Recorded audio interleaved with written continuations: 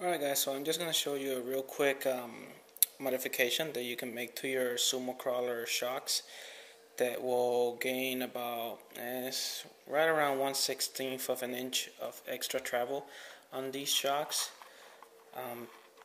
If you take a look at these two shocks, if I can get a good view of them, both heads are lined up with each other, but at the bottom you have a difference in length.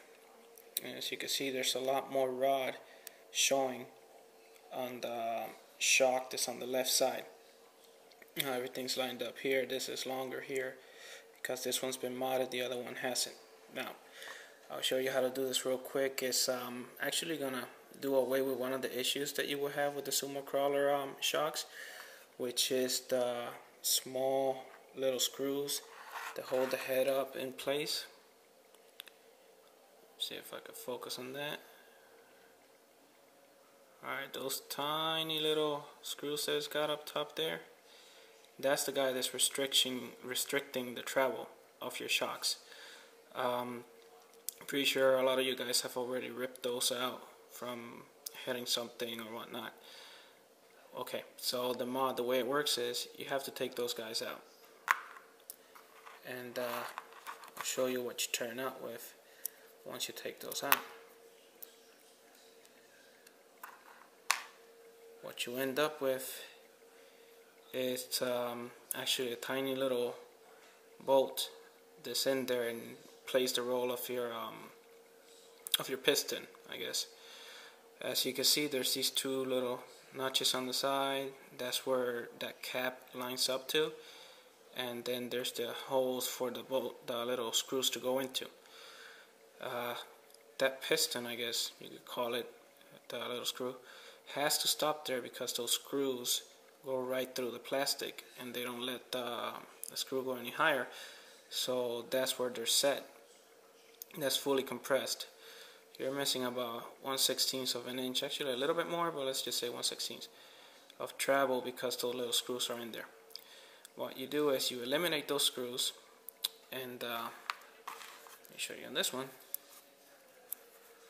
I can take it apart, of course.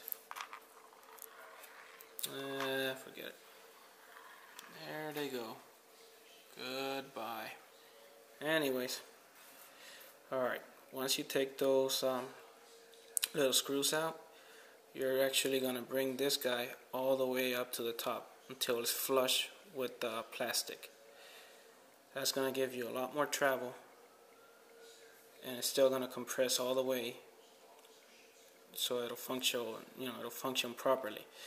Now, because there's not that much thread on this little bolt, let me see if I can show that, you're gonna want to have to put some kind of a glue or something.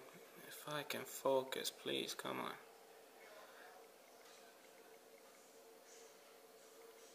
Alright, remind me guys, I need to get a better camera. Anyways, there's a few lines. There's about 4 threads showing there. There's not a whole lot holding onto the plastic, so you're going to want to put some kind of glue that's going to hold that in place, on super glue or something, so it doesn't come out.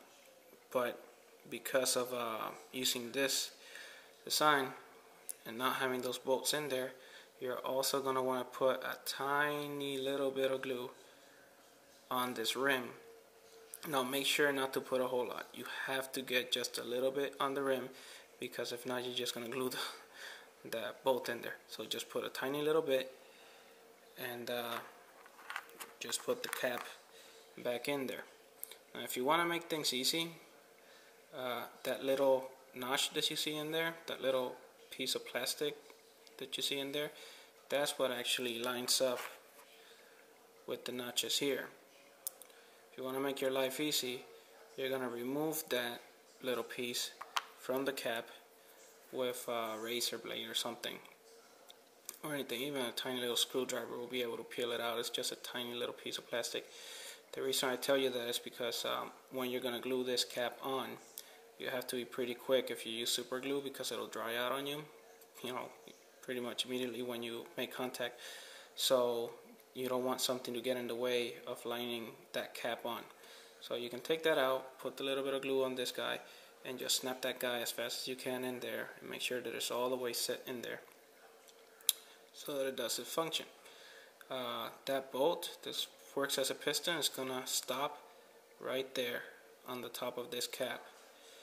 And like I said, you're gonna gain about 1/16 of an inch, which doesn't sound like a whole lot, but when you convert it to scale, if this was to be full-size shock, that's about 1.5 inch of extra travel that you will gain.